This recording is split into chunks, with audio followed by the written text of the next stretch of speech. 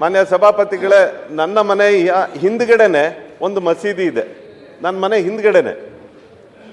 ನಾನು ಬೆಳಿಗ್ಗೆ ಬೆಂಗಳೂರಿಂದ ಶಿವಮೊಗ್ಗಕ್ಕೆ ಹೋದರೆ 4:15 4:45 ಶಿವಮೊಗ್ಗಕ್ಕೆ ಹೋಗ್ತೀನಿ. 4:45 ನಾನು ಮಲ್ಗಕ್ಕೆ ಹೋದರೆ ಶುರು ಆಗುತ್ತೆ ಆಜಾನ್.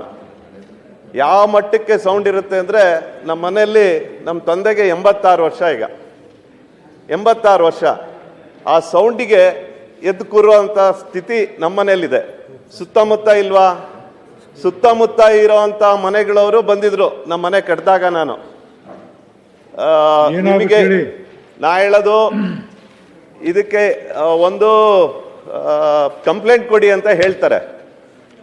ಮಾನ್ಯ ಸಚಿವರೇ, ಯಾರು ಕಂಪ್ಲೇಂಟ್ ಹೋಗಿ ಕೊಡ್ತಾರೆ? ಯಾರಿಗೆ ಧೈರ್ಯ ಇದೆ ಹೇಳಿ? ಇವತ್ತು ಆ ಸ್ಥಿತಿ ಇದೆ. ಇವತ್ತು ಸೌಂಡ್ ಜಾಸ್ತಿ ಆಗ್ತಾ ಇದೆ. ಆ ಸೌಂಡ್ ಜಾಸ್ತಿಗೆ ನೀವು ತಗೊಂಡಿರುವಂತ ಕ್ರಮ ಏನು? ಮಾನ್ಯ ಸಭಾಪತಿಗಳೇ, ಇನ್ನೊಂದು ವಿಷಯ ಹೇಳಿ ಮುಗಿತು. ನೀವು ನಮಗೆ DJ ಹಾಕ್ಬಾರ್ದು ಅಂತ ಗಣಪತಿ ಹಬ್ಬದ ಸಮಯದಲ್ಲಿ ಹೇಳ್ತೀರಾ. ಒಂದೇ ಒಂದು ಆರ್ಡರ್ ಮಾಡ್ತೀರಾ. ನಮ್ದು DJ ಎಲ್ಲ ಕ್ಯಾನ್ಸಲ್. ಯಾರು DJ ಹಾಕ್ತಾರೆ ಅದನ್ನೆಲ್ಲ ಜಪ್ತಿ ಮಾಡ್ತೀರಾ. ಇಲ್ಲಿ ಜಪ್ತಿ ಮಾಡಕ್ಕೂ ನಿಮಗೆ ಧೈರ್ಯ ಇಲ್ಲ.